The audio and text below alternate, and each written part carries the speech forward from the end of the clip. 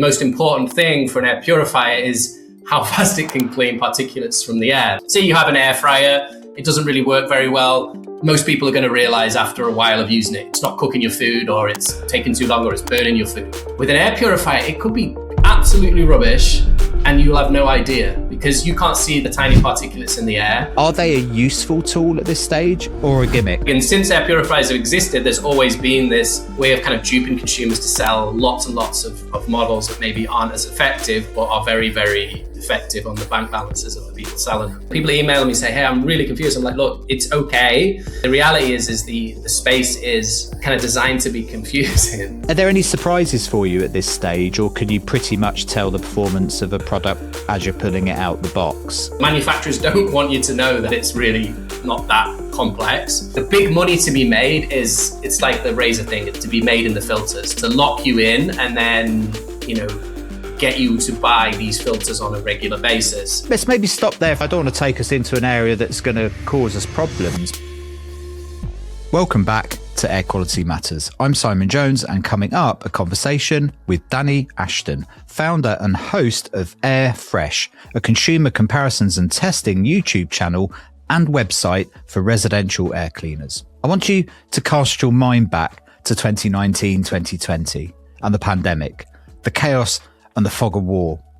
And for the average Joe, trying to figure out what air cleaner might actually be worth buying was an utter shit show. Fast forward to today, and Danny Ashton has tested hundreds of air cleaners, providing an incredible resource, not just for lay people, but anyone interested in this technology. He's done an incredible job testing, comparing, and providing context for a sector that is not without its challenges. There probably isn't anybody right now that has a better feel for this space than Danny.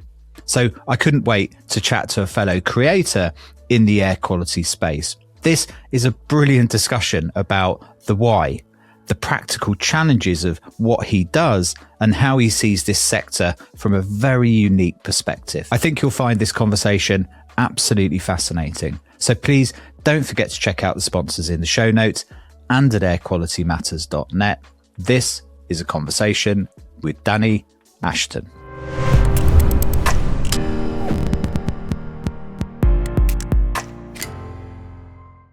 What I'm really interested in is where you were in your headspace back in 2019, 2020, when you were looking out at a field of air cleaners, and you got from there to where you are today. What was the journey of that space as it was? Because we also have to remind people quite how mad it was back in 2019, 2020, how dispersed the landscape was for air cleaners at the time. So maybe take us back there, how this actually started for you. Yeah, so I mean, at the time, I suppose I kind of went through ahead of this to looking through emails, trying to get dates and stuff like that. And I think it was during that first initial lockdown was when I actually reached out to buy a website that I used to own back in 2010 that was all about air purifiers, because I could see what was happening. I could see that this was, one solution, but then, as probably anyone who kind of knows about this stuff, a lot of the solutions were not going to be useful. Like even just locally, I remember seeing there was some in many of the shops, there were these kind of, I don't know what they were, but like ionizers of some sort that were being pushed. And so it was, I think I saw that happening. I knew from my experience many years ago when air purifiers, no one really thought about them. I thought, I know I can do something good here. I knew I was going to probably be too late to help a lot of people because, it took us some time just to get going and to do the tests and do all the rest of it, because I had assumed that 10 years, well, not even nearly more than 15 years later, I thought someone must have done this. And there were some resources out there. I think, Clean Air Stars was like a great piece. And I think just me coming to that from previously knowing about the air purifier space that was very small, most people were just in it just to push product. There was people that did care. There was one guy, Ed Sherbernyo, and he ran a site called Air Purifier Power back in the 2010s, 2009, 2008. And I got talking to him back in the day, and he was the first person that I knew as like an amateur who was testing like particulate performance back then. The Gradco units, and he was using them very basically, just seeing, you know, how quickly different air purifiers worked. But he also he had a lot of knowledge that he was happy to share with me about the industry as a whole, and all the stuff that was happening at the start of 2020. That had all been happening for many, many years before, whether it's pushing ionizers, pushing heavy ozone units, or just, which is more general, just pushing crap that doesn't really work, but the consumer has no idea. But they're easy to buy. You know, no one wants to be told that they need to spend a lot of money or have a big, massive thing in their home. They want to know it's something tiny, something cute, something cheap, something silent. And the reality is, for like air cleaning, that doesn't, it's not really the case. It's getting a lot better for sure. So yeah, from having his knowledge. So one of the things I did during that kind of first lockdown, which I think many people had, I had a lot of time on my hands. We had an agency that, you know, kind of didn't come to a stop, but, you know, there wasn't kind of sales calls, there wasn't things happening, as everyone remembers. And so one of the things was I reached out to the person that I sold his site for, you know, those many years ago, made an offer to buy it back because I didn't want to start from scratch. And then also reached out to Ed and to ask him, hey, look, I'm back. You know, it's been a long time. How's Air Purifier World? And then it got like a bounce back email. And then it was then that I kind of discovered that he'd passed it like a few years previous. So it was kind of a kind of sad case because obviously, you know, I kind of wanted his help. I wanted to be like, you know, find out what he'd been doing and all the rest of it. And also tell him about my plans, which was like, look, I want to take the type of stuff he was doing, the experiments, and do it at a scale that's going to be super, super useful to everyone. So luckily the guy who I sold the website to, he was happy to take it back. I paid him the same price. I think during that first lockdown week, I think everyone was open to ideas. So it was like, if you pitched anyone anything, they would probably be like, yeah, why not? Like, the world is kind of, you know, I looked at the emails, you know, how keep safe and all the things that we were all scared, I'm sure. And so he kind of understood probably that, you know, he wasn't doing anything with it. And I thought I could do something with it. I had the time, a bit more time available. And yeah, the plan was just to test in the most scientific way I can. I'm not, I'm open about this. I'm not a scientist. I don't have a background in this thing. You know, I did physics at A level, but didn't do very well. But I knew that what Ed had taught me back in those years was that, you know, KDAR as a concept is fairly relatively simple. I think the manufacturers don't want you to know that it's really not that complex. But I needed a way to benchmark different models to each other. Initially, you know, I didn't even think about KDAR because I thought it was something, at least at that time, that it would something I'd never be able to have the AHAM, you know, type. It was too lab based. So I just had a kind of a simple thing of, look, like, how long does it take to clean this room? You know, and doing that for one model is probably not that useful. But if I could do it for many models, and what I saw was that there was a pattern that existed. Obviously, some of it made sense. Some of it doesn't make sense. But the main end goal is that I had like a benchmark to compare anything against. That's the beauty of comparison. It's not about the specific number. It's the specific number in comparison to other devices. Exactly. And I think that if I just come out and said, hey, this is my KDAR, like it would have been off. It could have been off by many, many elements. And I didn't want to make that case. And we didn't make that case for a long time. But I also knew that I wanted to say to someone who doesn't know anything about it, look, this one completes it in 15 minutes. This one does it in an hour 20. No one needs to know whether it's within a 10%. It's obvious that there's a difference between these two. And I knew that, you know, the most important thing for an air purifier is how fast it can clean particulates from the air. And especially during that time, obviously seeing the COVID thing happening, seeing that there was a lot of money being made, a lot of companies just coming into the market. I mean, we're still seeing the you can still see that now that many of them just came in, which I get it. Like, it's like, there wasn't loads of money to be made in many other areas. So why not come into this space? And there's lots of examples.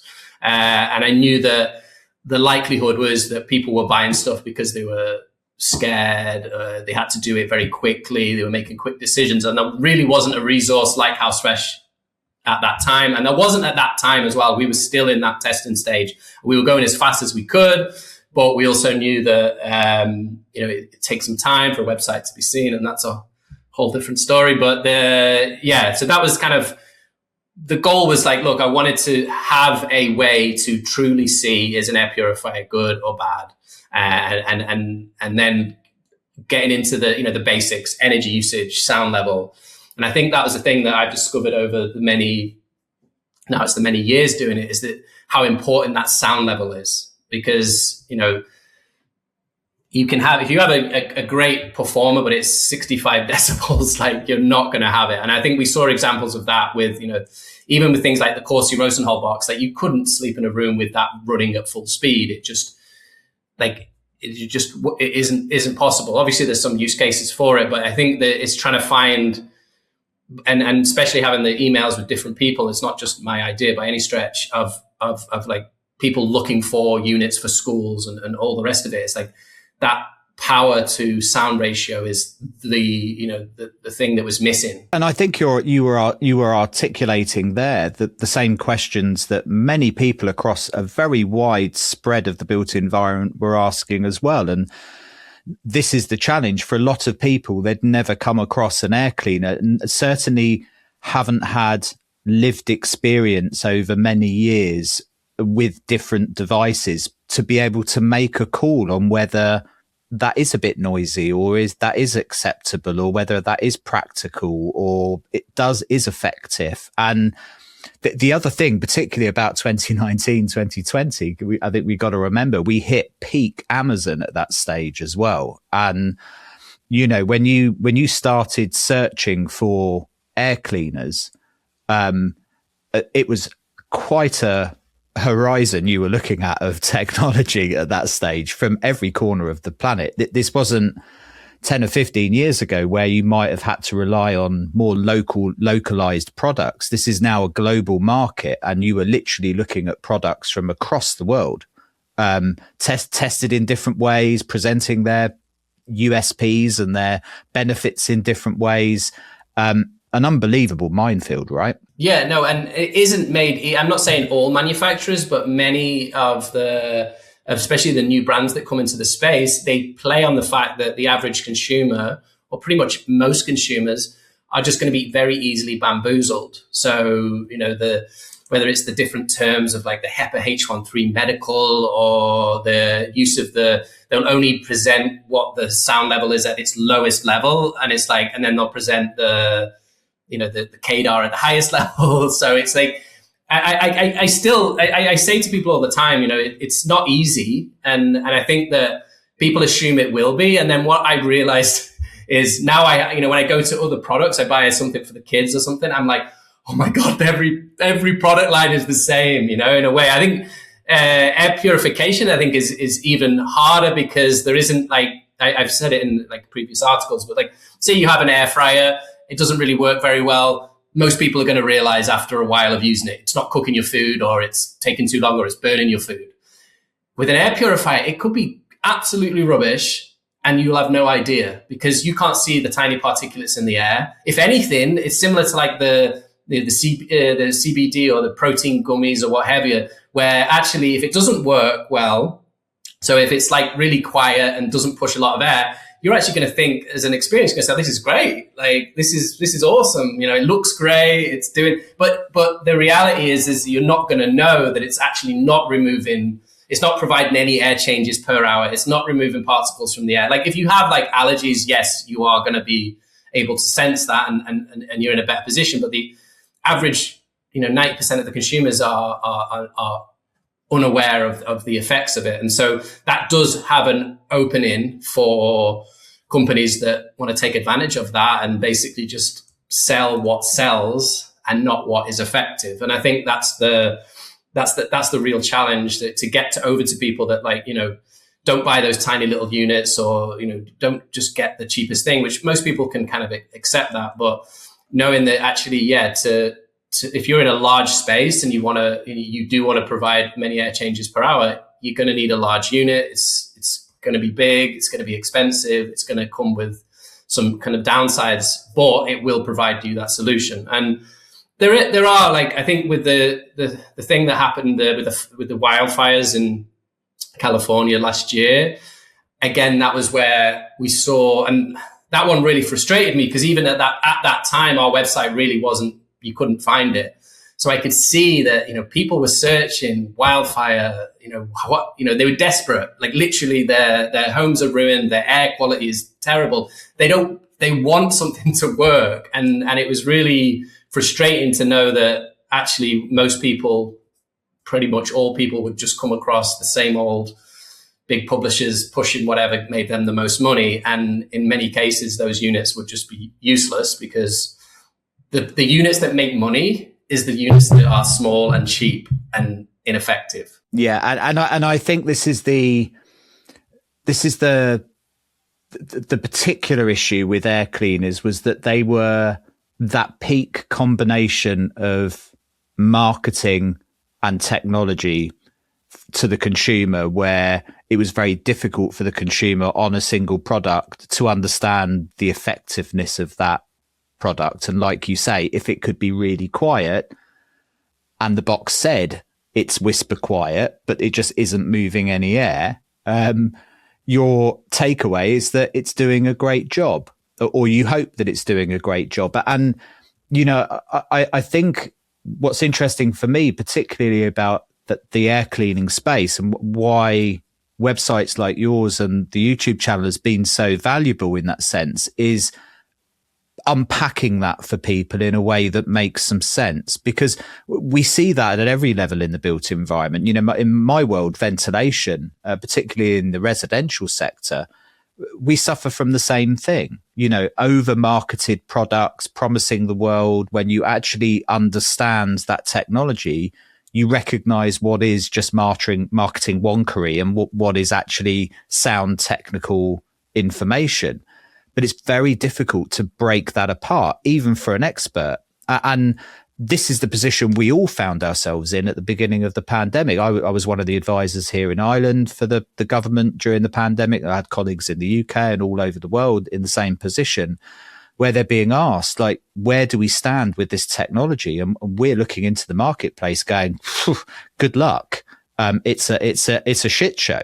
And what you've done is unpacked that shit show in a very practical way for people, where you're not, yes, I mean, there is some things that you've steered clear of, and there are some products that don't perform very well, but genuinely you've gone into it and gone, okay, well, let's put a product in a real environment and measure the things that matter to people with some scientific rigor, but common sense, practical rigor, and present people with some information so they genuinely know.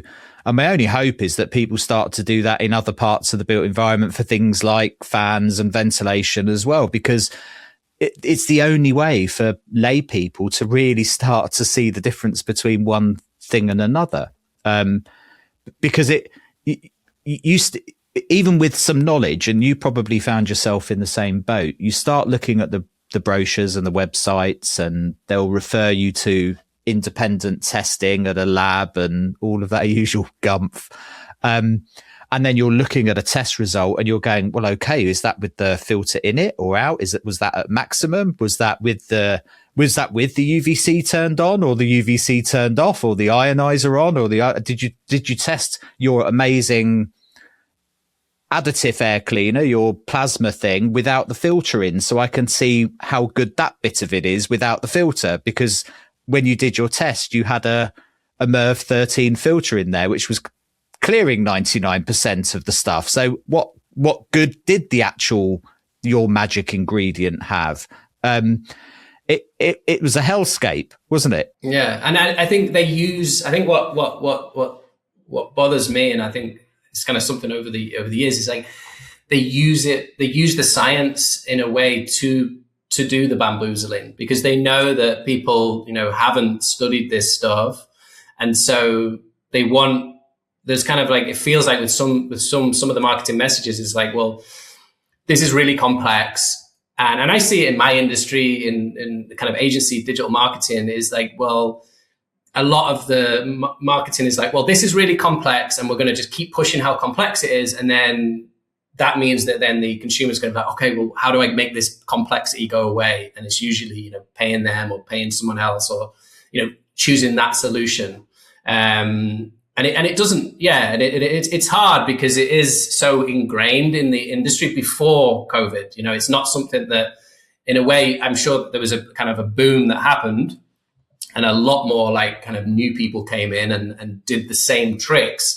But this has been happening in air purifiers since the dawn of time. Since obviously they didn't have air purifiers back then, but since air purifiers have existed, there's always been this way of kind of duping consumers to sell lots and lots of models that maybe aren't as effective, but are very, very effective on the bank balances of the people selling them. And what people, I think, need to recognize is that there's a very specific strategy here. One of them is to provide an impenetrable layer of information.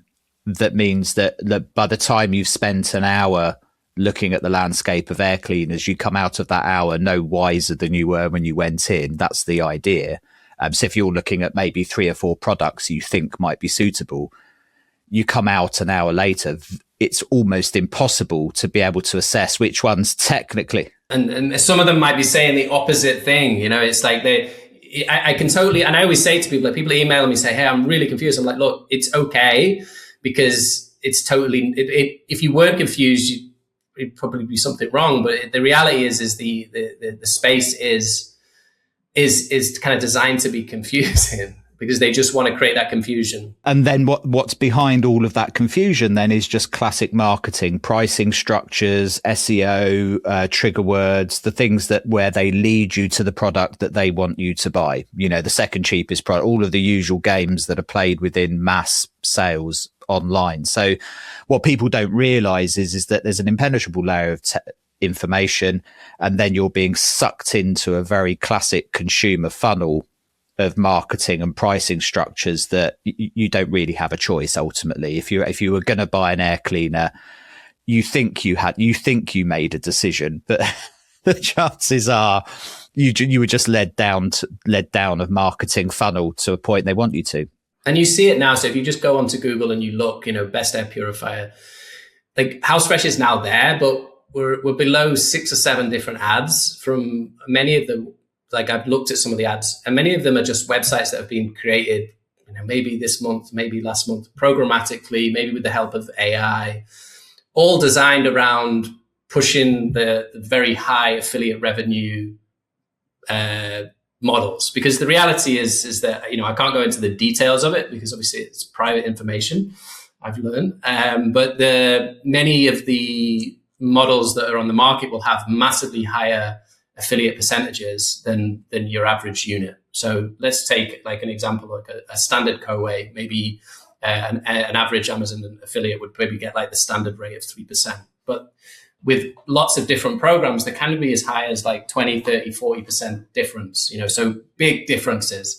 And the companies that are doing that, they know that that's going to incentivize the affiliates and the other people to push them, because obviously 3, 4, 40, 50% is much better than 2%. And that's the kind of, and that's again, the whole, and because this has been going on for a long time, there's no regulation, the big tech giants don't care as long as they get their money at the end.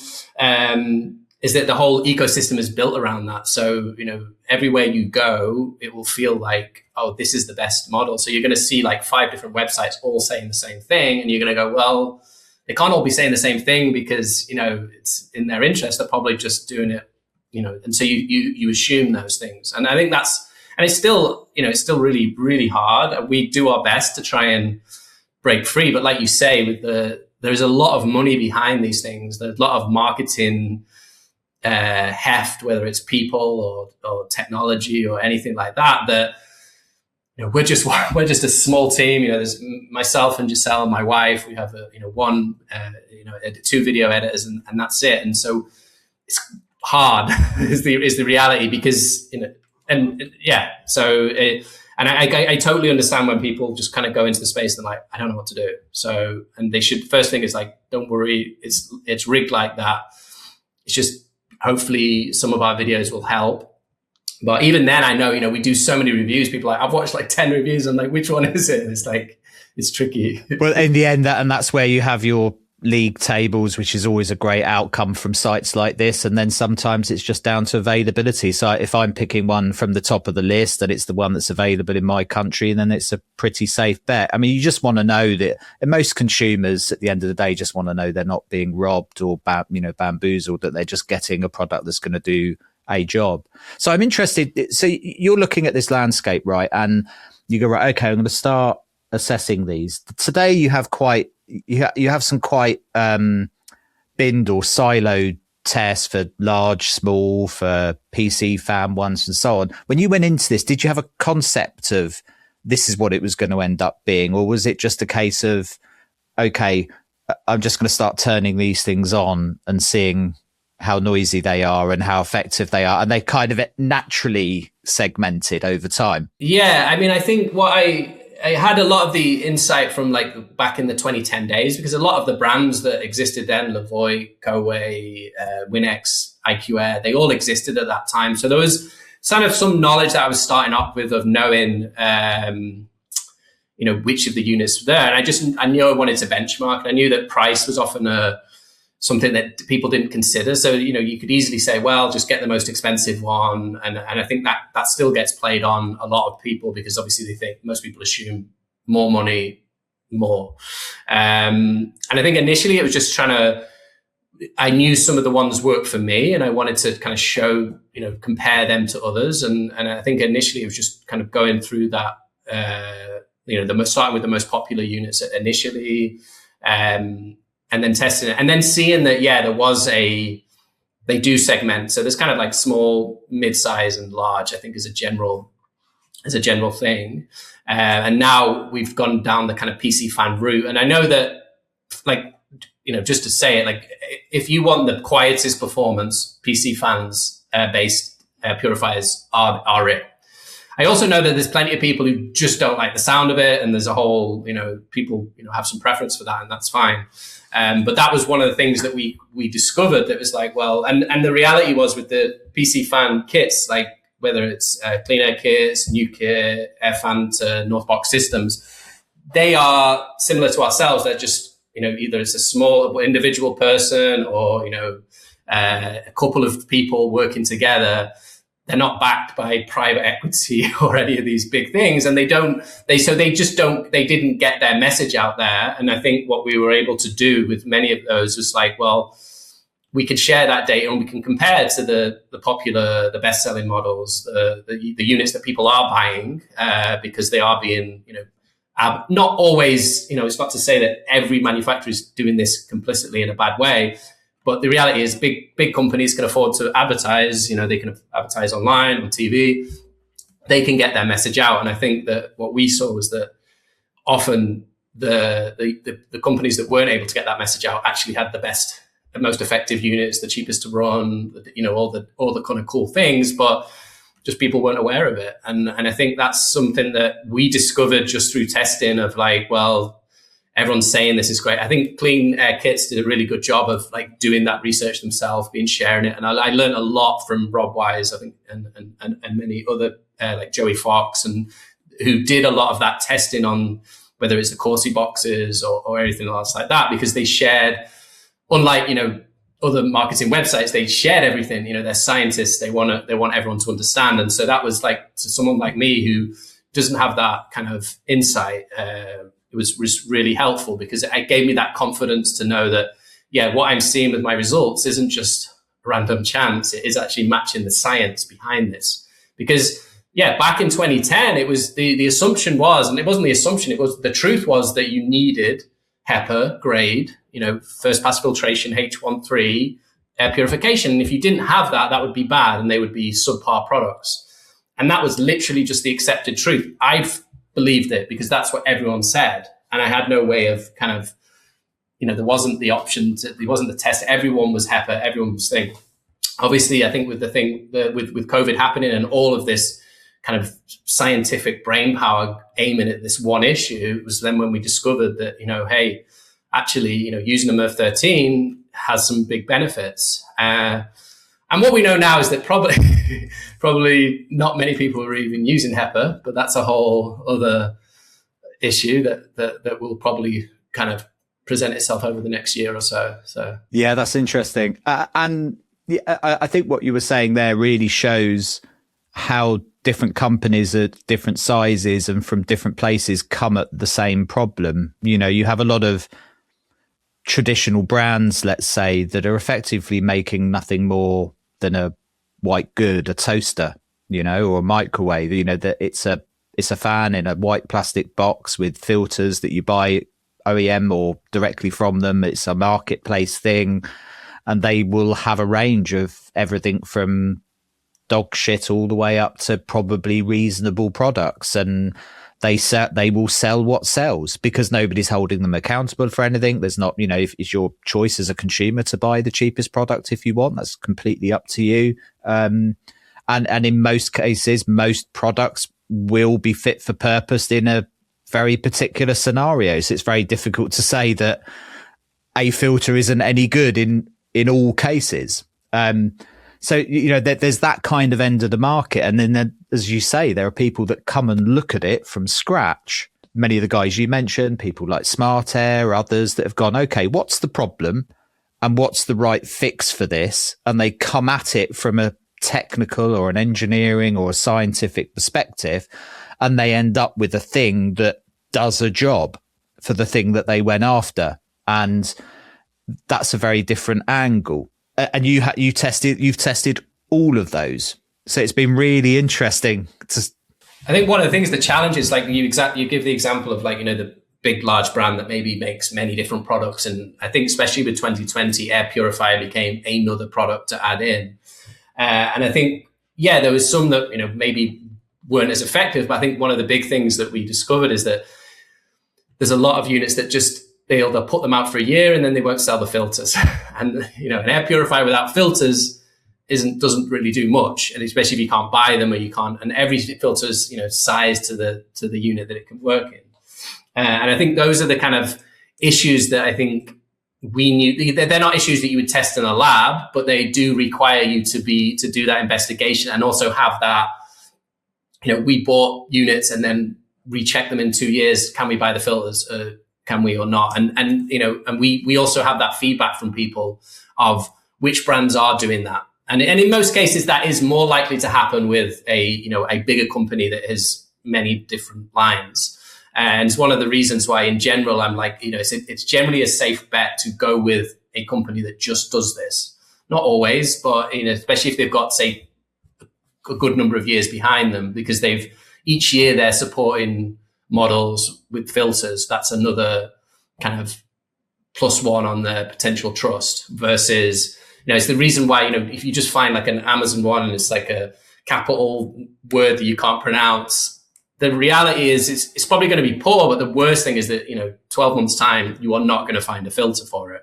And so they're the kind of little things that most consumers wouldn't even think about. They just think, well, that would make sense. And I guess it depends on your business model as well. There are some companies that would lean heavily into the continuous sale of filters, proprietary filters into their products, which means you're tying into a relationship with them long term. So maybe they don't have a lot of profit on the actual air cleaner itself, but they are relying on the resale of filters.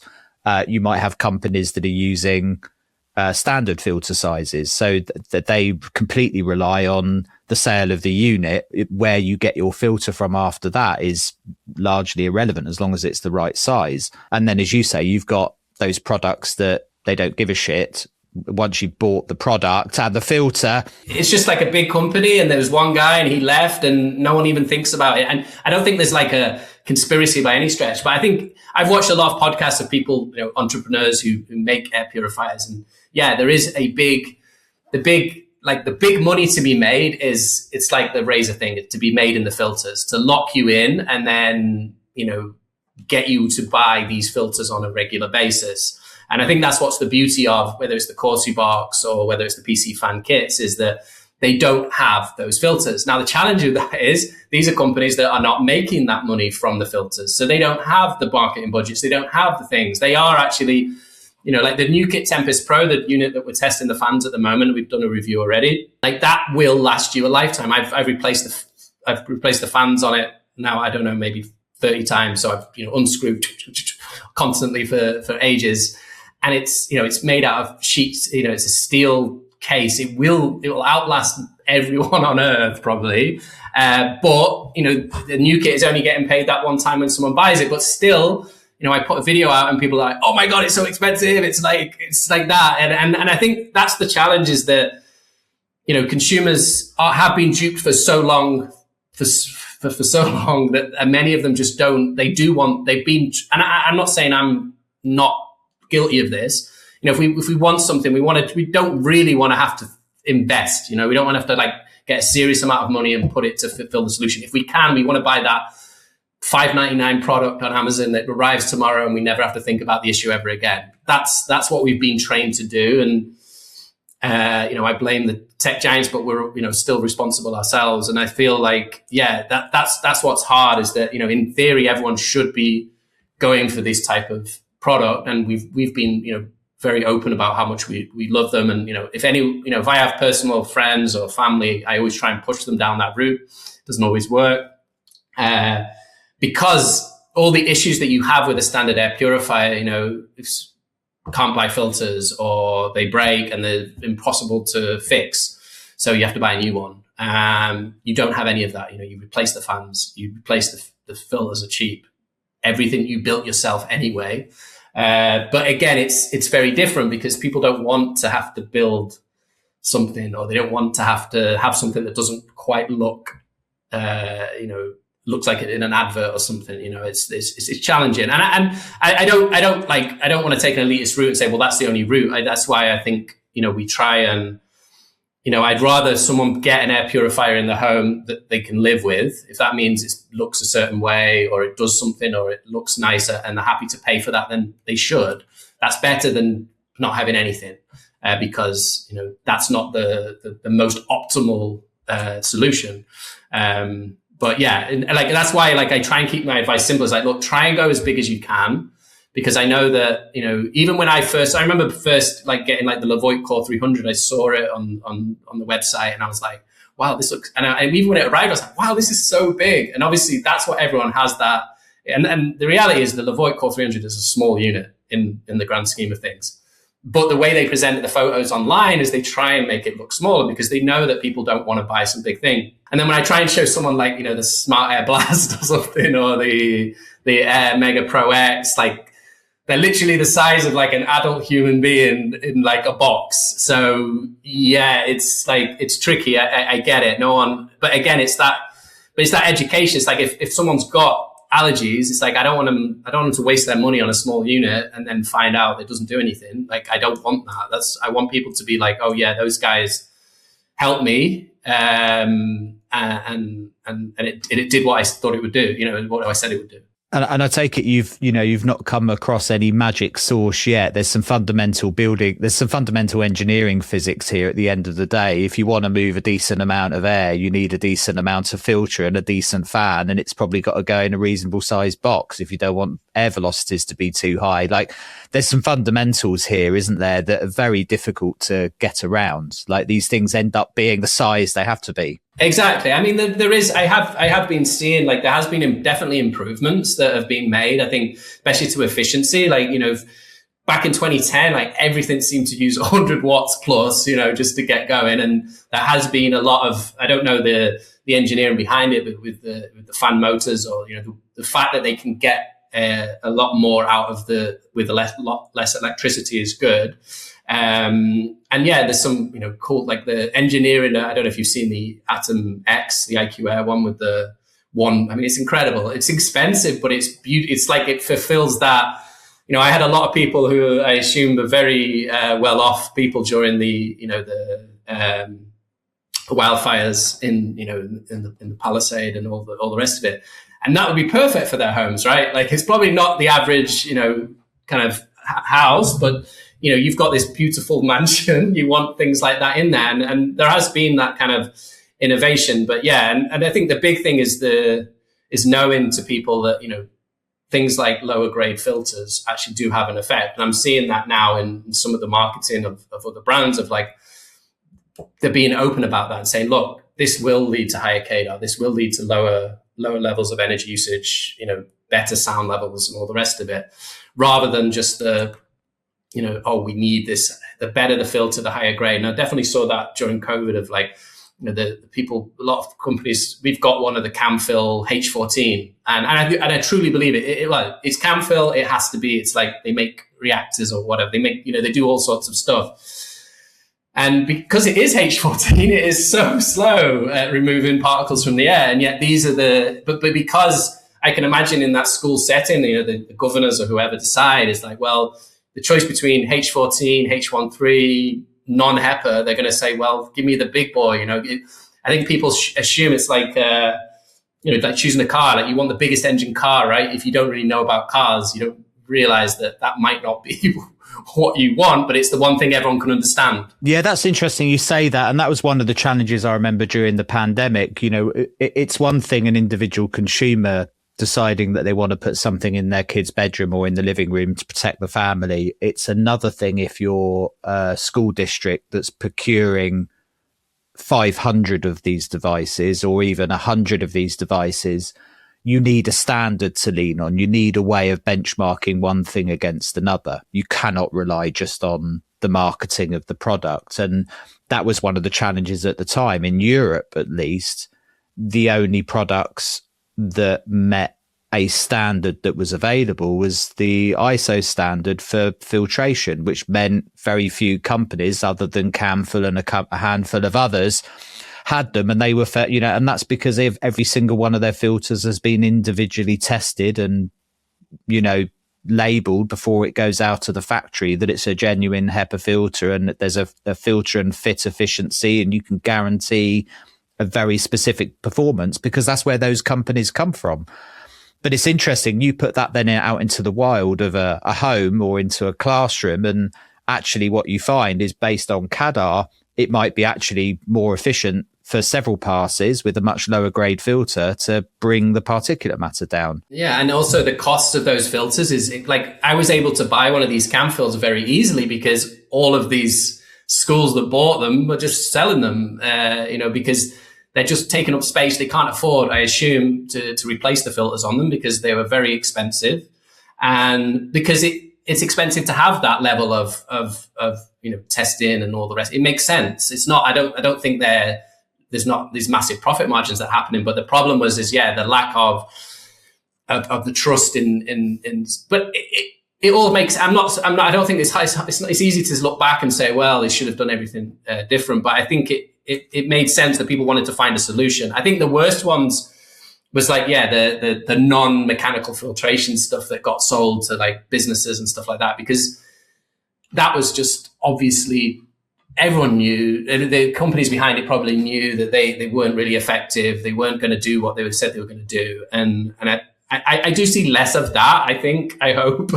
Let's maybe stop there for a second, because, I don't want to take us into an area that's going to cause us problems, but we know historically when people have questioned the efficacy of some of this tech over the last few years, they've come under a lot of pressure, and sometimes legal, from those companies selling those products to say that, no, that you might be right, but that's not us. We've got the tests to say X, Y, and Z. But the hard reality is in the wildfire that was the pandemic, companies were desperate to separate themselves from the other 500 white boxes with fans and filters in them. And they had to point to something, whether it was their amazing plasma doodah or their amazing ionization doodah or whatever it was.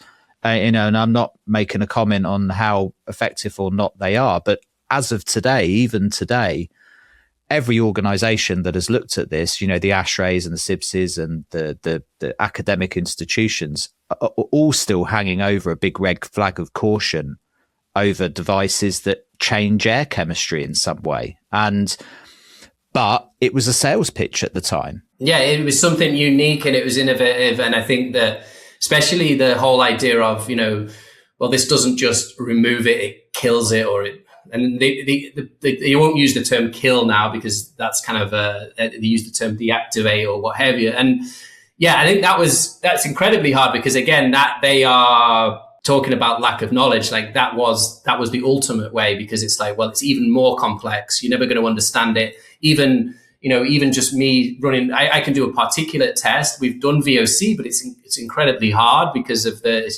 VOCs are generalized. There's lots of very hard to get that kind of without even more lab equipment and all the rest of it. But with the chemical stuff, it's even more complex because obviously, they have to prove that it has done this to the bacteria. And that's not, I'd love to ask Giselle if I could do that in our house, but she's probably not going to be happy about it. And seeing the big cases of big companies utilizing their wealth and their power to shut down critics. Obviously, I have my own personal experience with it, but I know that it's hard because no one wants. Even now, we don't want to talk about it in clarification because it's risky. That's the whole point of it. You scare the market, and people are a little bit more afraid to speak up. You see that even in the wording from organisations with a lot of oomph, like ASHRAE. They're very careful about how they word what they're saying. Well, and that's the things that I've learned. You have to be careful. Because those are, especially. I'm in the UK. We have probably the worst protection for defamation and libel in the world. So and what I learned is not it's how you say something it's incredibly important, which seems like it shouldn't be because it should be the meaning. But I've kind of learned that you have to be super careful of what you say. But it's hard. And I think what we've tried to do is just focus on the things that we can talk about, like the science. You can say all the rest of the things, but you can't say it's not loud if it is. Because it doesn't. You don't need a lab. You just have a dB tester or even a mobile phone to say if it's 67 decibels. It's not. I can say that very clearly, and I don't need to worry that they're going to show. Actually, we went to this lab and it's actually 52. It's like it can't be. And so I think that's focusing on those things of just the data that we can see for ourselves. If any consumer could do it if they had the time and effort they wanted to do it, they could. So from a high level then, what when you've been looking at this landscape, what are the things you've decided to test? Let's break them down and kind of what have you found is most important to people to understand about a product to make a decision. So the one thing is the applicability of that product. Is it a small one, a medium one, a big, what kind of a space is it's going to go into is one, isn't it? Yeah, you've got that kind of sizes. So you've got in the products that you can buy, you kind of have these, a good chunk of the market is these mini air purifiers. I don't have one close to me, but they're generally the ones that sell the most numbers. And they're kind of small, different things, different shapes, but essentially 1.5 kilos max. You see them on a desktop, that kind of thing. You see them on a desktop. There's some that are portable, but in general, we found in our testing, it's if I test it in this room, it's not even that big a room. It maybe takes 2.5 hours to remove half an incense smoke, half a stick of incense. It's just not. It's hard to me to make a case that can be useful for anyone. And so we're very clear on that. We've done a few different ones, but they're also really hard to test because it's basically a whole day dedicated if I'm testing at different fan speeds.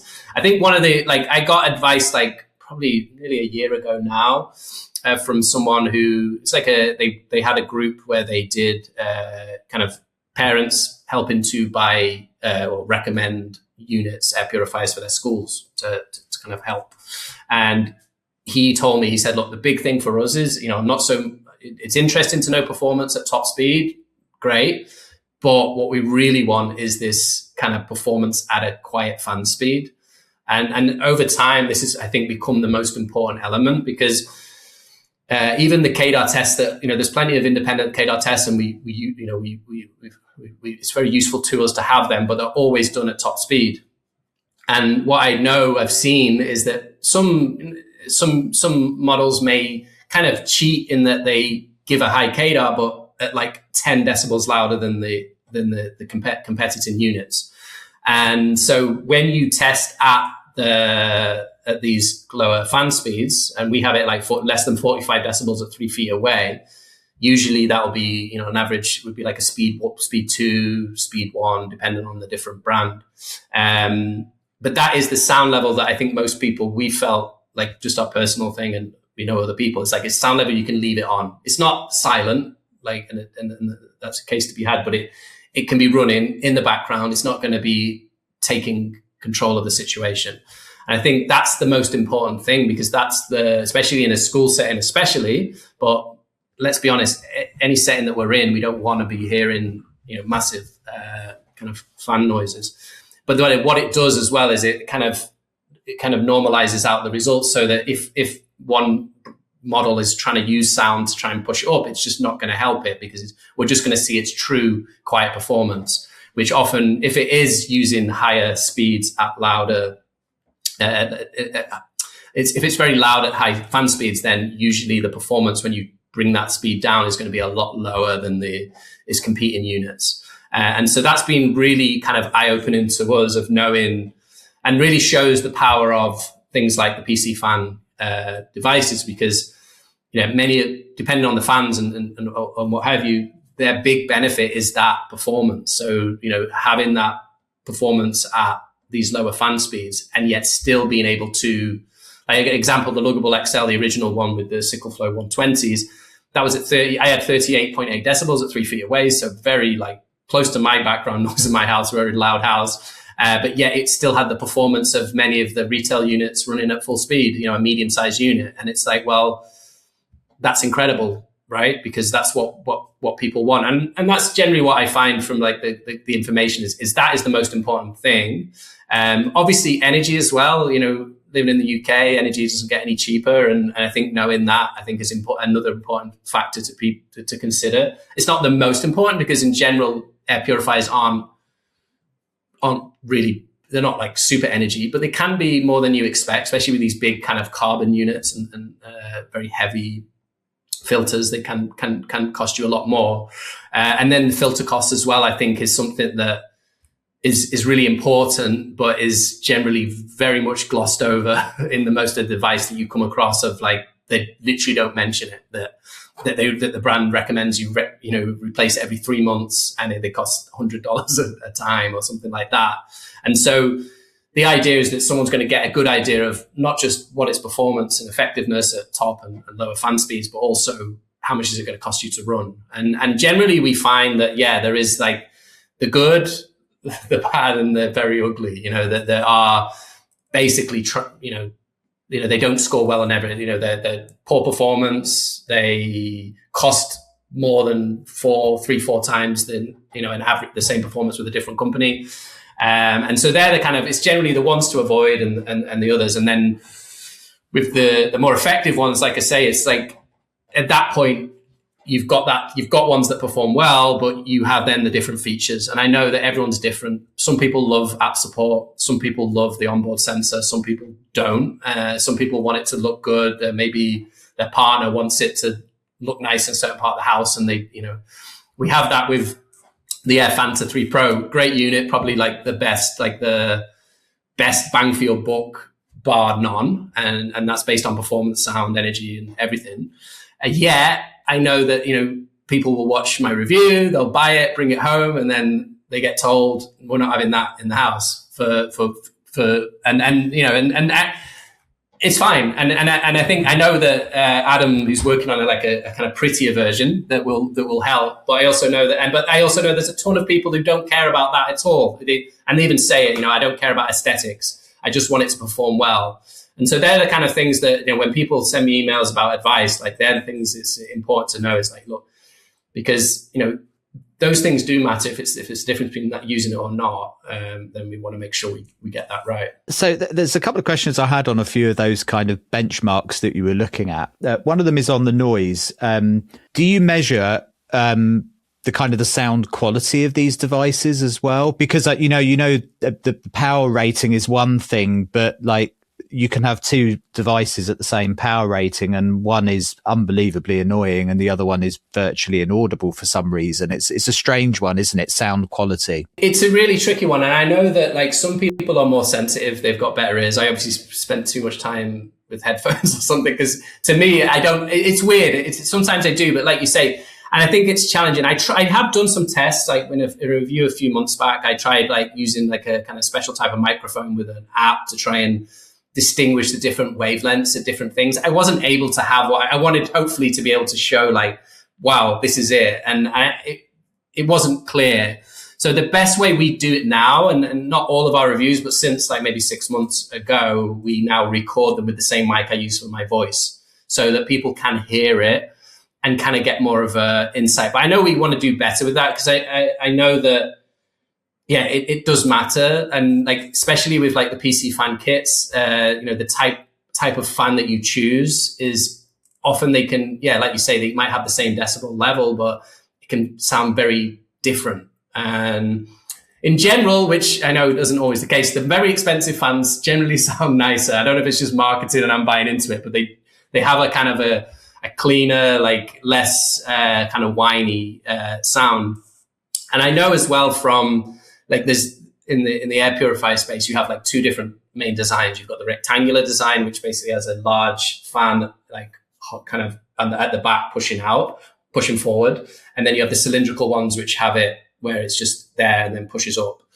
And I have good discussions with some of the people who are probably into air purifiers as much as me about the differences in that. And many people have like an idea that they find that the cylindrical ones generally do have more of a whine or are more likely to end up with that whine. Again, some people don't notice it. So it's just trying to help people find those things that help. I would say that, if sound is what you want, like ones with the very large fans, like the Atom X or something like that, where it's just one big fan is probably is good. Same with like Alan do, like the 75i is a large unit. They have a really nice sound, but it does come at a cost. It's generally more expensive. So it's just how much do you want to pay to make it more likable to your sound? Obviously, it depends where you're at with it.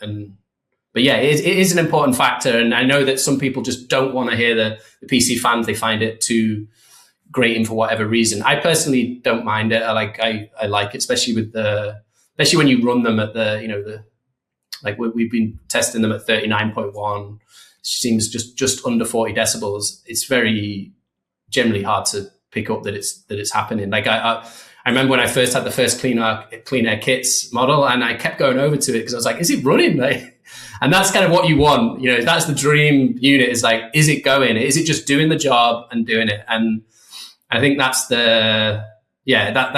that's the real, if you can achieve that, then you've got it. That for me is the test, the layman's test for most white noise devices, ones that put out a fairly white sound that's always at a similar levels, not changing. I think the way your brain works, it's successful if you kind of mentally have to go up to it and look at it to see if it's working. At that point, it's a background noise, right? That's not going to interfere. But if you can sit there and you can hear it without trying, it's creeping up into a zone where you start to have to think about where that might be placed or what type of a scenario that might be placed in. It's exactly the same for bathroom fans and for centralized ventilation systems and HVAC systems. They're all similar kind of layman's tests, actually. And you find that the ones that are successful are the ones where people go into the room and actually have to go, oh, yeah, it is on. It is on. Yeah, and then you've done it. You've succeeded as a product. Interestingly, if you're a layperson looking at the brochures and if they're good enough to give you decibel levels at different settings in their material, what's your kind of benchmark dBA rating that you're looking for it to be in that kind of a zone? You were mentioning kind of 35, 34 decibels, something like that, were you? We do our tests at like sub 45, just because we find it's a good cut-off point. And it's challenging because like Coway, one brand in particular, like they have 3 speeds, and like always, unless it's the very small one, which we've just tested recently, they're usually like 45.6. So I always have to kind of add a section of like, well, I feel bad for it because I generally, I don't mind it at that, but we always have to have a cut off. So that's kind of what we do. I think one of the other things is especially when we're reviewing the units, is like run them in our bedroom, because it's, when the rest of the noise of the house is going on, it's easy to kind of hide stuff. And I think having it in the bedroom, like we've just tested a pretty large one that's like kind of a very large cylindrical unit, and it has this like, it's relatively quiet on the sound levels, but it moves up and down. It's like and once your brain starts triggering into it, it's like, so in the end, the only way we could sleep was just put it on a much higher speed. At least that kind of masks, but it's not really what you want. I think that's the challenge, is that it's like that stability at that level versus being as quiet as possible. And I do think that I generally, like, the advice I give to people is, try and have it on that speed as high as you can without it interrupting, because especially, you want to keep those air changes happening if you're sleeping at night anyway, rather than say utilize the auto modes that they have where, just kicks in when it detects stuff, because that might be more likely to irritate you versus just having that constant flow of air. I personally, now I've had air purifiers in the bedroom so long, I find it hard. If there's not one running, I'm like, what's going on? Like I kind of, so that's a downside that, be aware of it. Once you get into it, you're going to find that it kind of, it's like a white noise. It masks the noise. And I know in some of the marketing, they talk about pink noises and all these different things. I haven't able to like distinguish that. I think you kind of probably need a kind of silent room and different things and lots more expensive stuff that I'm not ready to. I just want to grab your attention for a minute to tell you quickly about Lindab, a partner of the podcast. For over 60 years, Lindab has been dedicated to improving the climate of buildings. I have known them and some of the great people who work there for as long as I've been in the industry. Lindab offer a broad range of products, from individual components to complete indoor climate solutions. Their systems not only promote better indoor environments, but also deliver economic benefits. If you're working on a new building project, Lindab's high air tightness products and demand controlled ventilation systems are designed to meet stringent energy efficiency requirements and align with environmental certifications. Renovating, Lindab's smart units can upgrade existing systems, reducing energy consumption by up to 70% with minimal impact on building structure. Lindab's products meet the certification standards for BREEAM, LEED, DGNB, and many, many more, ensuring optimal environmental performance. If you're looking to simplify your design process, their range of ventilation software and tools make product selection, calculation, and performance evaluations quite straightforward. Creating healthier spaces is at the core of Lindab's mission, which is why at Air Quality Matters, we are so pleased to have them as a partner with this podcast. Do check them out in the podcast notes and at airqualitymatters.net, of course, and at Lindab, LINDAB.ie. Now, back to the podcast. And there's a whole psychology element to acoustics as well. And like you say, if you get used to background noise and it suddenly goes, it's very unnerving. Actually, your brain sees that as a threat response, and you will actually find it very difficult to be. Because I've heard as well, like people who go into like extremely silent play, like they build these silent things. It can be a really horrible experience. Supposedly, like it's kind of because a lot of that sound is kind of keeping you comfortable, and then it's gone. You're just left with like your mind, and can be quite disturbing. Some of it's even cultural. There's a lot of nurture and nature involved in this. So I had an acoustician on about a year or so ago, and he was saying that culturally in, say, for example, the States, there's a lot of requirement for background white noise. In fact, they put speakers into things like open plan office spaces to add a level of noise to a point where you can talk to somebody, but you can't really hear somebody in the next booth over, right? But in places like Japan, that's not tolerated at all. Like they've installed them into modern offices and they've been turned off almost immediately because culturally they expect silence in those spaces. So, as an example, in the US, fans, when you turn it up to boost mode, people want to hear it roaring because it feels like power. It feels like it's doing something. But in Japan, the expectation is I should be able to put it on setting 1, 2, or 3 and not be able to tell the difference from a noise perspective. I expect the engineering to handle the higher level with no audible difference. So it's almost an impossible task you certainly can't please everybody all of the time. There's no doubt about that. Well, exactly. And that's why I think our solution is just record it and let people kind of experience it themselves and just be aware of, we've had a few units where, they have a weird, strange sound, maybe not even from the fan, but from the sensor or something, and just being aware of those things because that, again, those only happen through that experiential testing of putting it in the bedroom and trying to sleep and those things. And just so people are aware of what they're getting into. I think it's, as a product reviewer, that's the important thing is I want to cover every aspect of it so that there isn't that surprise. One of the biggest variables with filters, without question, is their operational longevity with filter degradation over time, or in plain English, how crap they become, how quickly, depending on the environment they're in and what settings they're on and the size of the filter and the efficiency of the filter and all of that kind of stuff. That's a very hard thing for you to test, isn't it? But I mean, you might have a fairly consistent environment in your house, but I imagine with all the flipping filters running, it's a fairly low particulate space. So it's very difficult for you to get a sense of trajectory of failure of these products over time. Although I have noticed you've gone back to filters and you started retesting them, but you're not really in a position, are you, to say, okay, in a space where this filters getting used up, this is the expected curve and this is how it might sound like this now out the box, but this is what you can expect in 9 months. Especially with the long-term stuff, it's challenging. I think that in most cases though, because obviously as we mentioned before, most of the money is in the filters, and so I find the manufacturer's recommendation at least gives an indication because of maybe their position of what they want, because many of the standard manufacturers will give 12 months and stuff like that. But then I do see a lot of them will give very, very more regular. So, every 3 months, every 6 months. I think in general, I'd probably say the biggest thing in the home that becomes filled up, unless, let's take away stuff like wildfire and thing. I think most people can, understand that.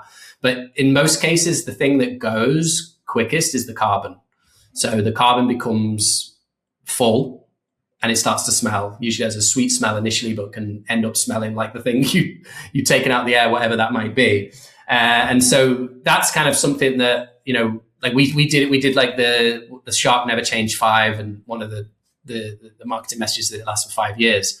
And I was open to that idea because it's a very thick particle filter. So and it doesn't have a massive KDAR, so it's not, I could see that, just, common sense. But my issue was the carbon, because it's a very thin layer and rather see it smells. And so we're running that in our kitchen. It already smells, but I'm waiting for the time to talk about it, because I think that's the challenge. And I've seen that with other units over the time of having very small carbon fabric, say, and it will just run out very quickly. And then the customer has to replace the whole unit, and then they get paid more. And it's kind of a nice little trick if you can do it. But yeah, with the particle ones, I think with the PC fans, I'm kind of utilizing them. I think obviously seeing how long you can get from them. I think probably in most cases, my guess is that probably a lot longer than people expect. I spoke to a filter manufacturer who does it for like industry really. And it was very interesting because his technology utilizes sensors on the filter that then show when the pressure drops. I was hoping that I'd be able to do that on the PC fans. Sadly, there wasn't enough airflow and it wasn't able to do it, which would have been cool, but I'll have to come up with a better solution. But yeah, with he was saying how, his technology that he sells to like, restaurants or whatever can enable them to get, an extra week or an extra 2 weeks of these filters still performing at a level, even though probably previously maybe they would have just changed them because they've been a certain amount of time. He's able to say, and obviously if you're doing that over like, 200 restaurants, 200, extractors and all the rest of it, it really adds up to something. But I think especially with an average air purifier, people probably do change them too often, combination of whether it's the carbon or whether just people don't like the look of a dirty filter. They just think, right, I want to get something new. But like, as you probably know, like the dirtier they are, they actually increase the amount of stuff that they stop. Doesn't look great, but that's the inverse relationship between a filter and a gas phase air cleaner. A filter will, to a degree, improve as it gets more blocked up, in a kind of a way, but a charcoal filter, it gets worse. Yeah, it just gets worse. Yeah, exactly. And I think that it's the big challenge. And I think that especially with, we've tested a few of these very big carbon filters, and they are more effective, at least in our test that we've done. And it makes sense. The science is there that, more filter, bigger carbon, more carbon. But often, a lot of my advice to people is, don't expect miracles from it, because even if it does work, you could be looking at spending a lot of money on carbon just to keep it. Most people don't want to run their house like a military bunker. It's often, if you can find the source of this odor or this gas issue, rather than just try and fix it with an air cleaner, I try and advise people as much as I can.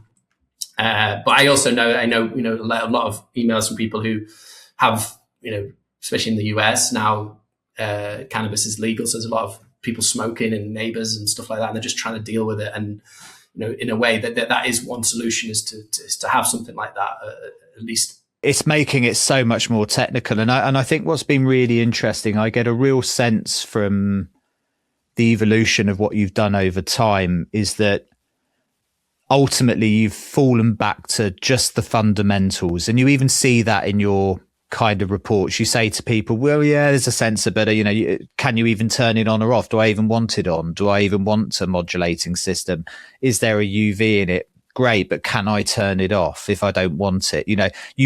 What you really lean into is the real fundamentals. How efficient is the filter as a system to remove pollutants from a space over a given period of time, so I can benchmark it against other things? How much does it cost to run? How noisy is it to run? And what setting do I have to put it on for it to be effective? And like at a core fundamental level, that's dealing with 90% of your problems. Yeah, I remember having comments when we had our kind of website wasn't doing so well, and people were kind of saying, well, it's so bad because obviously if they do their job right, then hopefully people don't buy an air purifier again for, however many, 10, 15 years. And that's kind of the hard challenge, because it's like, well, yeah, it isn't a challenge, but it's like, that's what we're objectively trying to do, is to try and you just move on with your life, and you've got this air purifier now. It's doing the job. You're confident that you're going to be able to buy filters in 5, 10, 15 years time. You're not worried. You're not thinking about it as its effectiveness, or it just does its job. And, it's not like, there's plenty of consumer products where people are going to have, it's going to be more part of their life. But in most cases, an air purifier is just there to do a job. And I feel like that's what we try and do, and try and help people with that hopefully is the last one they buy. And 90% of people, are consumers that will treat the management of the filter in their air cleaner probably in a similar way that they treat the filter in their Hoover. Something has to kick for you to replace it. Hang on a minute.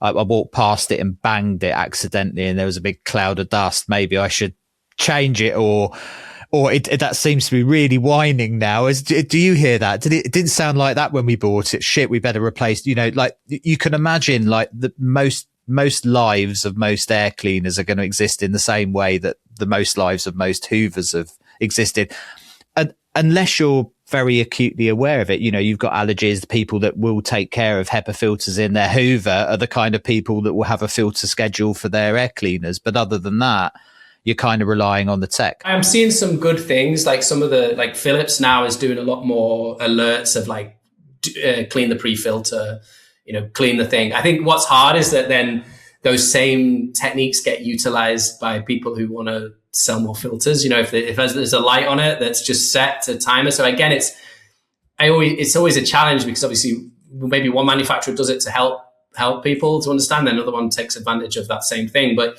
yeah, and I think that's a lot of the education is getting there, and people understanding that, yeah, if you want to get the most from it, things like the removable pre-filter, like for those people in a home with pets, there's lots of hair, there's lots of larger particles.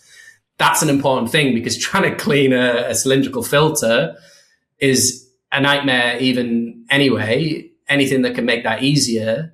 Yes, it's not probably what's going to get you excited at the purchase point, and I laugh at it because I get excited about, the new pre-filter design, but I know most people are just like, well, how does it work? But that's what we try and do more of that content of like, look, these are the things that you're not going to be aware of on the advert, but actually you should be because of X, Y, Z. And then letting them make that decision is, in the day, like I think that's what I dislike about what the ecosystem is like, is that even if you go on Google and you don't click on the ads, Google itself is pushing you to product instantly. So maybe you're asking what's the best air purifier. They're giving you a e-commerce page with an ad on it that you can click and buy it. And that seems to be across, it's not just air purifiers, it seems to be the way forward, because someone realized, well, we don't need to educate. We can just get the sale and move on. And I think what we try and do is just, give as much information and then let them decide which one makes sense to them and be confident in their decision. When you were talking about carbon filters there, it did make me wonder whether perhaps there's a little bit of a game being played there, that one of the references for a layperson is that feeling, that sweet smell, the fresh smell you get from a fresh carbon filter, because carbon really does work, and particularly with odors, it's very good at dropping it. But if that's triggering you to buy a new set of filters, even if the actual particle filter doesn't need replacing for another 3 or 6 months, it's a great way of churning sundries, consumables of a product. If your measurement, if the thing that triggers you is the odor, because you can't sense the particles. Exactly, you can't sense it. And I know that like our odor, we're not as good as dogs, but we're pretty good at like detecting odors, especially new odors that come in. And yeah, like I think I watched a YouTube video from a few years back of someone complaining about this, of like that was happening a lot, and especially with what I call bonded filters, so that the actual carbon is bonded in. And I saw this with a particular unit, again had a 5-year lifetime warranty, lifespan of this filter. And again, it just can't be possible with carbon. Like even if you have and I'm not sure on the exact science of this, but even just having a carbon filler out of its bag and you leave it 6 months, it will be not so useful after those 6 months, even when it hasn't been put in the unit. So yeah, it's tricky. And I think that I do like, say, when manufacturers have options for, there's some of them have options where they just have particle only, and then you can choose different variants, or as in like Smart Air and WinX, they have like unbonded. So, if you don't want to use the carbon, you don't have to, or you can just remove the carbon and still use the particle. It's good. But I think the big one I kind of, we score quite poorly on is if they use this kind of fabric carbon, because that really doesn't last very long. And in a way, it would be better just to not have it, in all honesty, because it's just going to make it smell within a very short amount of time, and actually there's not so use. And I'm also seeing, it seems to be growing now, this use of freshener as well, like using because again, that's a good trick because I don't know what the chemistry behind it, but it basically just blocks your ability to smell it or block. It was interesting when I did a bit of research on it, but yeah, again that's problematic, I think, in its own way. But again, the consumer is going to be like, wow, I can't smell a thing. I can't smell anything anymore. I think I'm like a lot of the air chemists that I speak to. I'm just naturally very nervous of anything that alters air chemistry.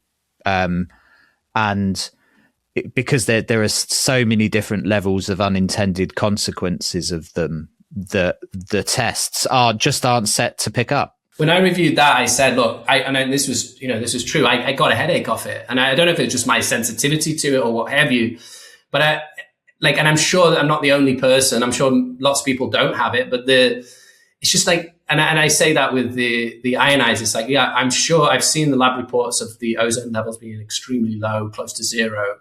But my idea is that, well, why have it not as an option though? Always if someone wants to utilize it, fine, because it is literally an electrical component.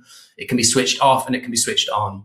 And some of your products have that, don't they? Like with the UVC as well. Like and you will note that I notice in your reports to say, yeah, this comes with this, but it's turn offable. Exactly. There's options to turn off it, and some of them more complex. Some of them maybe have to use the app to turn it off, but at least it's there.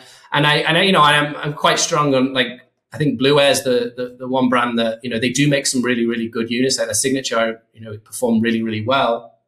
But my big thing was, I just wish that they'd make it as an option to, even if you did reduce the KDAR, have it as an option for some people, because I know some people do it and I don't get it. But, that's because it's like I see it like Allen, Winx, Coway, when they used to use ionizers, you could disable it. Yeah. Otherwise the consumer's going in there with a pair of pliers and disconnecting it for you. Exactly. I've done it. I did with the 211 and just to show that it's there, because again, it's very tricky for people to understand what's going on. And I honestly, I don't think, the more I've spent more time with ionizers in general, I don't think they are the massive cause of problems by particularly these very small, low powered ones. But I think the consumer needs a choice of, or it has to be very clear. And that's why I don't see like in the 2000s or whatever, people were pushing ionizers because no one knew that they had problems. And so, but at least that they were honest about that they were using them and they were singing its praises. Well, the challenge with all of the additive air cleaners, and I just did a One Take podcast on there was a new testing methodology being developed by DUT in Denmark. And the challenge with measuring anything that changes air in any way is that there are two things going on. One is, what is the metric that we're measuring to see if it has an unintended consequences? So for example, it's ozone is the thing we want to measure, low outcomes of ozone. There are two sides to that coin. There are does it produce ozone, but there is also has ozone been produced and has the air chemistry already happened by the time the air comes out the machine? And there may be no ozone, but it might have turned into formaldehyde and particulate matter. So, or something else. So if you're not measuring the full spectrum of air chemistry and don't have a full understanding of what's going in and what's coming out, it's impossible actually to measure it. And then in this test, the other one I thought was really interesting, was that a chemistry tester doesn't tell you whether you get a headache or you feel that the space is better or worse. And one of the things that they've introduced into some of these testing standards is the human satisfaction element of it, because they found that while they weren't seeing poor air chemistry with some of the additive devices, they were getting poor satisfaction ratings from the people that actually matter. The humans in the space were going, actually, I don't like the smell. I don't like the feeling in this room. So we have to recognize that a testing device isn't a human, and it's ultimately the human that it either has a clinical reaction to something or a satisfaction reaction to it. This gives me a headache. This feels stuffy. This feels stale. I feel like it's like the variables. Obviously, every person is different. And that I've had tons of emails from people saying, look, I just can't have an ionizer on. Now, it might be that it's very unique to them and their, how they're made. But I've had enough emails to be like, well, it's not just one person. So there's that side of it. And then there's the other side of, we don't know what cleaning products they use, what their home's made out of. Like, there is all those different variables. And I think that the challenge for me is like, well, those type of, even just an ozone test is like I've got an ozone sensor, but it's like it's a few £100, so it's not particularly super accurate. But to get those smaller levels, it's like 3,000-4,000 just to get the sensor. And it's like, well, and is that the thing you should be measuring anyway? Exactly. And isn't it better for me to take on 5 more units or investigate all the different things? And I have to be honest and do that. I mean, one of the things I'm working on is like when I got a chance to go on the Linus Tech Tips show, I got a lot of people getting in touch who kind of interested in air purification. And so I had one person from a lab in the US who was like, hey, if you want to do something together. So hopefully we're going to do, combine some of the stuff that we're doing with some of the lab tests to kind of more like just check against what we're doing, but also maybe do some of the stuff that just isn't possible at home. And then also kind of combining that data. Like initially I'm just I've got like one particular unit that just doesn't match anything that I see. And I want to know if I've tested it. Like I've bought like multiple units myself, like from 3 different places. I've tested it like over years. I'm still getting the same result, yet it doesn't match up to what's out there in the world. And so I'm going to use this lab to kind of confirm or deny what's to the bottom happening. Of it. Yeah. Because, and having that, because that's the good thing is that, you can compare, especially particulate removal. It's a thing and, we can compare it. So that's kind of, but again, some of that kind of VOC stuff as well. But yeah, it's hard because I do get a lot of people. I know that, a odor, an ongoing odor in the home, it's like, it can be really, really terrible. Like it can ruin people's lives. And I think it's very hard for people who don't experience that to understand that, whether it's a factory that started up over the road or neighbors that just don't care. It's like, and it's something that's with you every single day.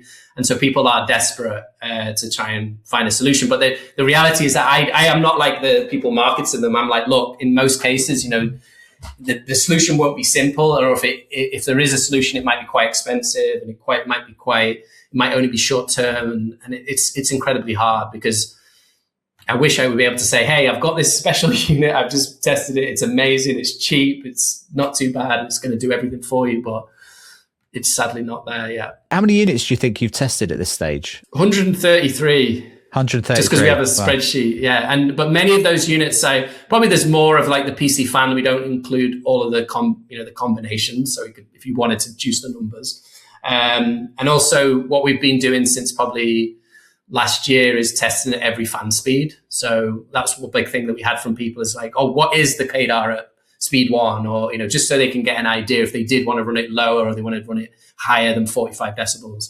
And so that kind of adds to the testing, but it ends up being quite useful, especially with especially like the larger units. You do want to use them on a different speed. So it's like, what is that? Yeah, and one of the interesting things I always think about your tables is that you can have a brand that can be both at the top, middle, and bottom of those lists. That just because it comes from a particular brand doesn't mean it's going to perform well necessarily. Yeah, I think that we have like a small element that will be like a kind of a brand score of different factors that we include in, how reactive they are, like how long they've been in the market. Like at the end of the day, like a new incumbent has a risk to it. And I always say that to people. So if they just turned up, like I've seen too many people just turn up and they're not here and you're stuck with it.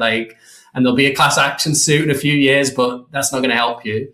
But yeah, I have it. It's like people, because I used to, I'm a big fan. Like I've had some good experiences with Levoit models. So I'd have people, saying, oh, you're just a shield for them. And it's like, I've done some pretty negative reviews about some of their smaller units, like their Core Mini, the H128, like they're really just not good.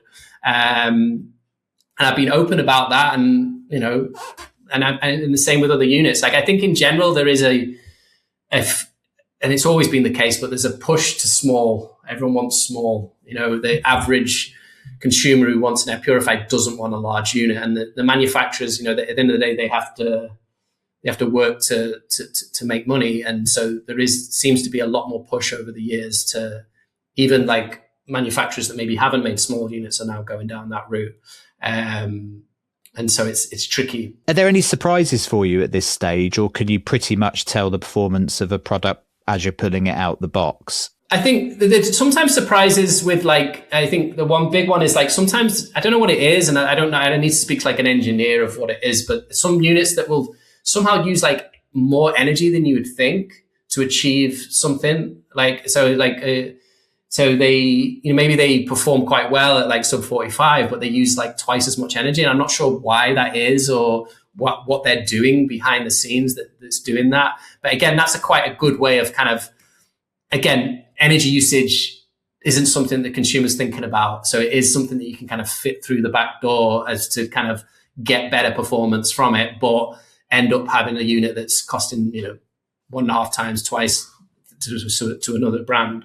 But yeah, in general, you get a feel for it. You get a feel for I think the big challenge is the thing about acoustics. You don't really know until you kind of turn it on and utilize it in the home, especially with different types of designs or what have you. I think what's nice is that you can tell that obviously the manufacturers who are in this and been in it for many years, they've obviously done a lot of work on that to try and make that work, which I think is probably very expensive to do that versus just, a KDAR test and get the yeah. Although coming from the ventilation world, I know that space has really accelerated with the use of AI, with the use of 3D printing. You can iterate and test in a much more efficient way than you were able to do even 10 years ago.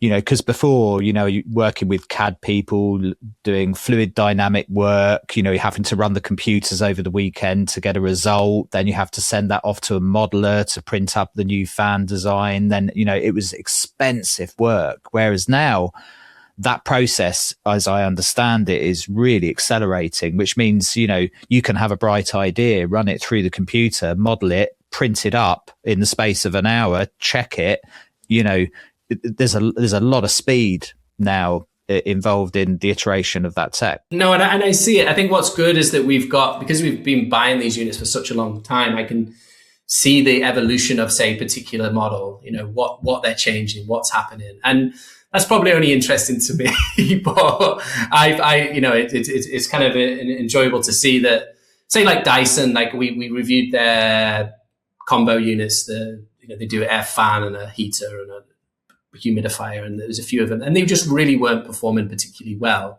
But I knew from I've had Dyson Hoovers. Yes, I know they're not perfect, but one thing I've seen in that particular product is they're very good at just iterating. And they're big and quiet. The Dyson now, it's big, it's quiet. I don't mind it. It's expensive, as you'd expect with the Dyson, but you can tell that they've put the time in to kind of try and find those solutions, and that's all you kind of can ask for, really.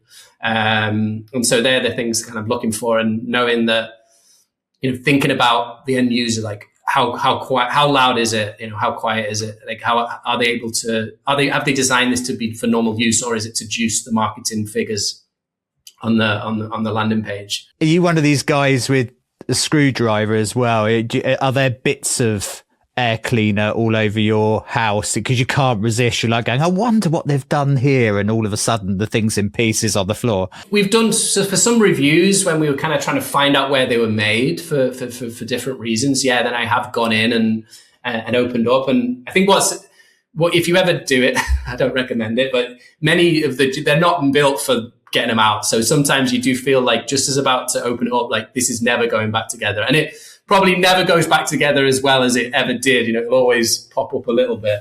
But yeah, I will try and kind of, to see what's in them. So especially like Alan, they have sensors, and I had Alan for many years, and I only when I was looking at the review for the YouTube channel, I was like, I wonder what sensor this is, and I pulled it out, and I could see, oh, it's a plan tower, it's this, it's that, and I'm like, why didn't you put that on the landing page? Like, tell me. But obviously, they're not designing it for people like me. But I was able to be like, okay, I've discovered something about this just because I knew, like, I used the plan tower sensors in our, for testing.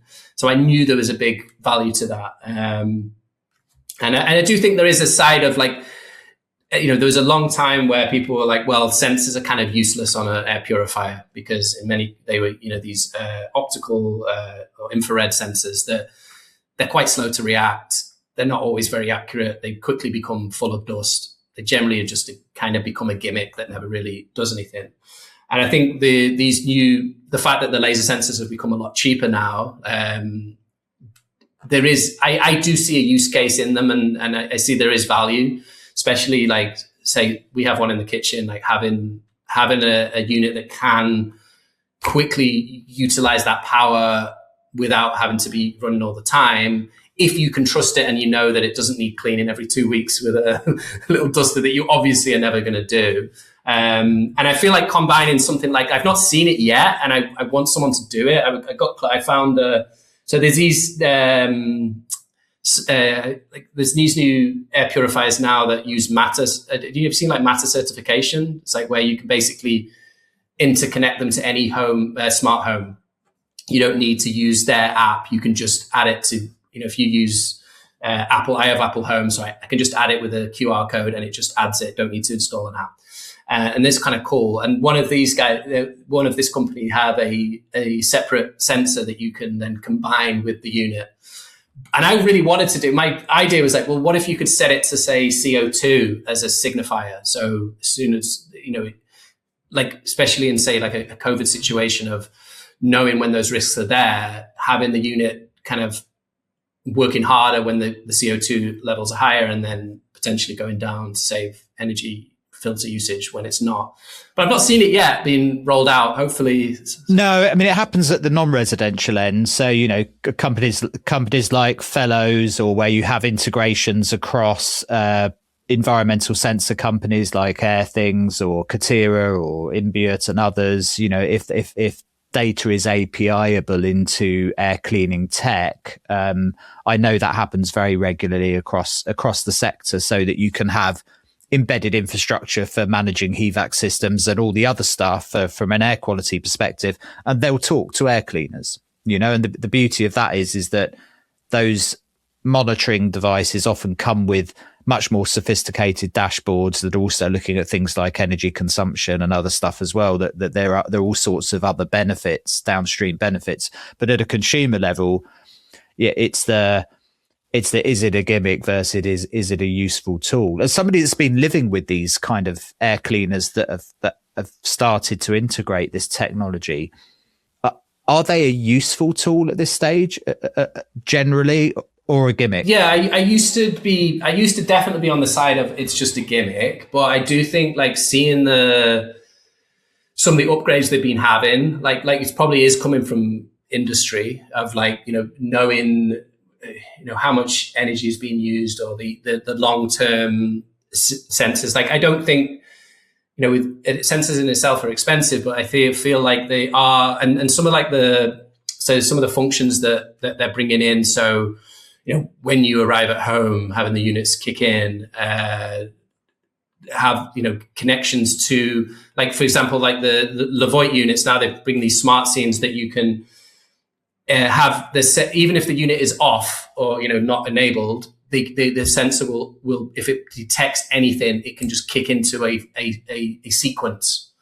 So, if you have it in a room that isn't used so often, but you want it to just be aware of the local area, then you can kind of set. Obviously, it still involves a little bit of like you kind of playing around it, and I might just be the type of person that likes that. But I know that in smart home automation and stuff like that, there is a lot of interest, and I'm seeing those functions becoming like more integrated within particular models. My view on this is that the more these devices are connected and open their data up, or open their controllability up to the cloud, the possibilities are endless. I mean, I see air conditioning companies in warm climates do things like geofencing the device, so it's geofenced to your mobile where your app is. Yeah, so this is the same with the air purifier. So as soon as you come through the door within 5 miles of the house, it chips in, and so by the time you get home, the place is conditioned. It's like my first experiences with the Hue, not Philips, well, the Philips Hue, yes, but also the kind of Google Home temperature thing, and it just works. Yes, I wish Google didn't make it. It was a different company and all the rest of it, and the apps probably suck. But it does do the job, which is, I don't want the heating on when I'm not there, and I want it to come on when I'm coming home, and I want it to, I want to be able to schedule these things, because otherwise you're spending twice the money on your energy, and also you're in cold when you don't want to be warm. And so I think that's there. I think it just takes a while for those things to go from gimmick to useful. And I definitely see like a difference in, especially manufacturers who've just come into the apps. They're very much like, basically a remote control with a scheduling function. But I am seeing now with what's good. Like, so when we did like a re-review of units that maybe we recommended, did a review 2 years ago. And what's good that I'm seeing is that obviously with the app, they can do those upgrades. They don't need to build a new unit. The sensors are already in. They can bring new functions, but it's for a 3-year-old unit, and it's good to see that.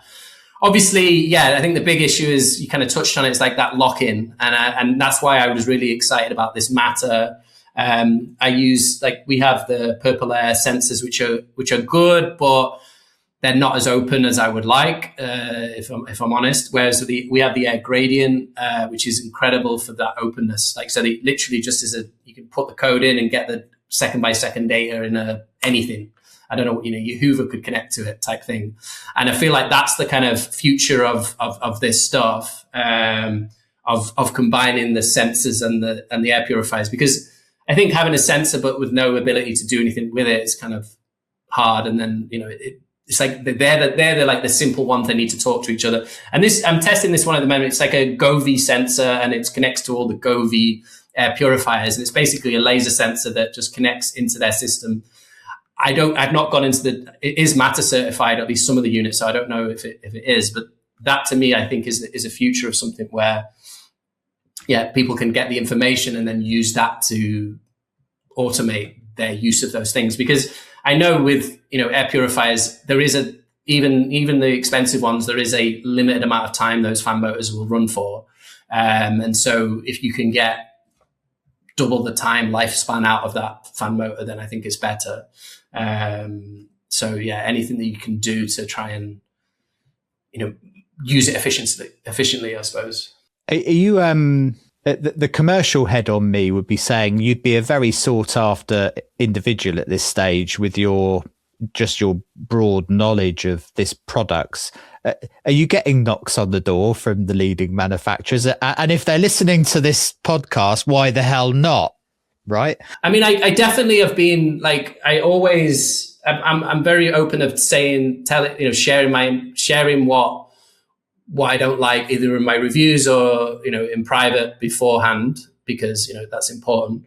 And I do try and I think the big manufacturers, they got their own teams, but especially with the smaller guys, I really try and help with basically being a conduit from all the people using it and sharing that information. Because it's, I have my insights, but what's really powerful is all the people that, whether they leave comments on YouTube or send me an email or left a comment on the website, you start to see a trend. And it's like, hey, for example, maybe the filters are not so easily available in these countries. Can we design around what could be available rather than, less tricky? But yeah, I did have one. It was a weird email I had a few years back of they wanted me to test out a unit that had given a pretty poor review to the previous model, and they wanted to see it and they wanted to pay me to look at it. But I kind of find it, I kind of said I've never really done this before and what have you, and never heard anything back. But I think our reviews themselves, I think what I hope to see is that, we tell people and or we share things and they kind of take that on board. Well, certainly the academic listeners, I definitely recommend getting in touch with you when they're starting to think about doing their research on this technology to get a grounding on what may be to be looking at, because, a lot of these people are coming into this new, and if they don't know of a site like yours, it's very difficult to know what is being sold and what seems to be working and what isn't. That I definitely recommend. One of the things I was really interested to ask you, and I scribbled it down here, was because you mentioned comments there. Have you seen a maturing of the consumer end of this market as well? I mean, obviously the pandemic was a very particular thing, and I imagine a lot of the focus was on infection risk and, getting back into classrooms and all of that stuff that we heard about. But have you seen a general trend in the change of the types of questions people are asking over time? Yeah, definitely with doing the YouTube stuff, and especially like with the whole big Linus thing that we had. And we had, obviously, we took Air Purifier to like a wider audience. I think that video had over 1 million views. So in general, we have our core kind of fan base, I suppose, of people who are into air purifiers, and many of them are much more au fait with all the technology than I am, and I learn a lot from them. So many of the things that I've kind of discovered, or that I've kind of cleared in my head, has been from comments. So whether it was from understanding, and this will be simple stuff to you, but like when I first heard that HEPA grade ratings changed based on airflow, I was like, I couldn't understand it, but it didn't make sense to me. So I kind of said something like that in a video. And then I had this really nice, 2-paragraph comment of this guy just explaining it to me. And it just, like a kid in a class with a teacher, I was like, I get it. I understand now. And I feel like that's kind of really good. I think one of the things I really like to see is when we've put information out there, whether it's the thing about Google or different things like that, or companies kind of taking advantage of people. And then I see people kind of using that wording in their comments on other videos, so we're kind of giving people the way of talking about these things. I think that was a big thing that we saw with our video, with our article that, went pretty far and wide over, why our website wasn't doing well yet. All of these other big publishers were doing well, even though they weren't really testing or doing other things, allegedly. But the point wasn't allegedly. We alleged it. We said like they didn't, because we showed some evidence. But I think the point is the big emails that we got from people was like, oh, I always knew something was up, and I knew they were trying to, I was getting duped in some way. I just didn't know how. And I feel like that's the thing that we can add, because I do come from a marketing background. I do have I have got a bit more insight into that world, and so combining that with the air purifier, I can kind of see through, because like we said at the start, it's not just air purifiers. It's probably a range of different, any product basically will have an element of this. Probably it's quite extreme with this, but there's maybe others areas that are even more. And I always say to people, consumers will put up with stuff, but they know they're being duped. They just don't know why or who's doing it. And so I think if we can do that, then we can help. And yes, certainly I think there was another YouTuber who did a really good video about, he called it really powerful title, which is HEPA is a scam. It's done over 1 million. You've probably watched it, but it was over 1 million views at this point. And he did such a good job of, again, explaining, it wasn't just that it's a scam inherently, but the whole point about the fact that that these MERV 13 gets seen as a lower, isn't good. It's not going to clean your air. And definitely over the years I've been on YouTube, I've seen less of those comments of, you need to have HEPA H13 if you want allergies, basically the stock phrases that you would see a lot of. I feel like people do get educated, and other commenters and all the rest of it. So I think that's what's powerful about video. And I think that, when we went into video really just to try to survive more than anything, there wasn't but actually what we discovered was that it was a lot more powerful, because we could speak to a lot more people and connect to them on an individual level. That, the sad case is people don't read as much, and we know that's happening across the sector. And so it's important to be there in video for to capture as many people as possible and try and make it interesting as well. Because I think that's the challenge, is that, a review of an air purifier could be, not saying it is, but it could be quite dry and boring.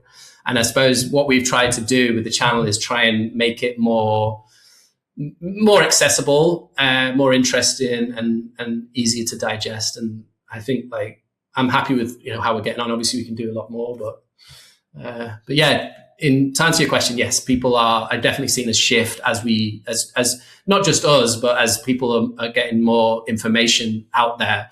Because I think the big thing that frustrates me is that, yeah, even on YouTube, it's just as bad as the internet, the Google or whatever. It's there's so many very hard to notice.